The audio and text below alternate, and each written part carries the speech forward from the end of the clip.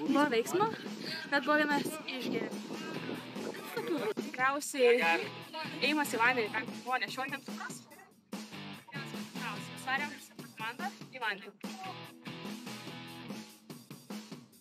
Tai šitas punktas man patiko, nes čia tokia įdomi užduotis. Reikėjo čia visai komandai dirbti. Mes tokia esam visa komanda labai jau susigrupavę, visi žinom viens kitą.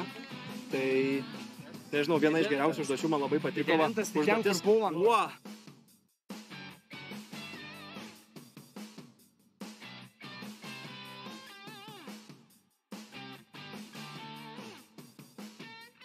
Užduotis labai įdomi.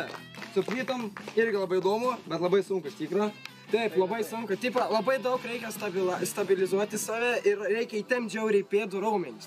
Nu, pirma įdomu. Galima ištestuoti, galima labai gerai ištestuoti savo jėgas, savo bicepsą, draugų pasitikėjimą. Merginom sunkiai aišku buvo šitą, bet gerai, paė.